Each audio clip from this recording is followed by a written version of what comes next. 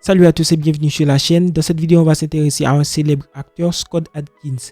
N'oubliez pas de vous abonner et on est parti. Scott Adkins grandit à Sutton Coldfield en Angleterre. Il découvre les arts martiaux à 10 ans à travers le club de judo local. Il s'intéressera par la suite au taekwondo, au kickboxing, au muay thai, au MMA et différentes autres disciplines. Il essaie parallèlement à la comédie de Sutton Coldfield College, puis à la Webber Douglas Academy of Dramatic Art.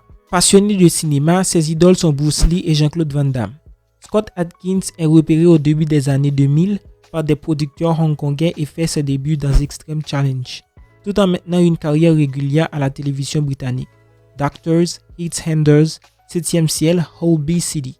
Il poursuit son chemin dans le cinéma d'action, côtoyant Jackie Chan, Espion, Amateur, Le Médaillon, Sue Hawk, Black Mask 2, City of Mask, Jet Li, Danny the Dog, Matt Damon, La Vengeance dans la peau, ou Hugh Jackman, X-Men Origins, Wolverine, dans lequel il prête son corps. En 2003, il collabore pour la première fois avec Isaac Florentine sur le film de guerre Special Force. Le réalisateur en fait l'un de ses comédiens fétiches et le propulse sur le devant de la scène avec Un seul deviendra invincible 2, Dernier Round 2006, en lui confiant le personnage de Yuri Boyka, un combattant russe plébiscité par les fans à tel point qu'il revient en tête d'affiche dans Une seule deviendra invincible 3, 2010.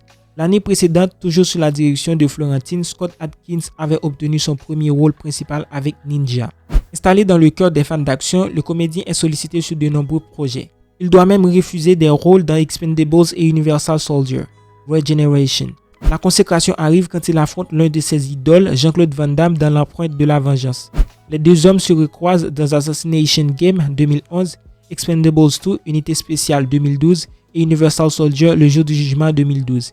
Impressionné par ses qualités athlétiques, le karatéka belge lui propose de travailler sur une série dérivée de Kickboxer, projet finalement avorté. C'est déjà la fin de cette vidéo. Si vous avez aimé, n'oubliez pas de nous mettre un pouce bleu, de vous abonner à la chaîne pour ne rater aucune de nos prochaines vidéos.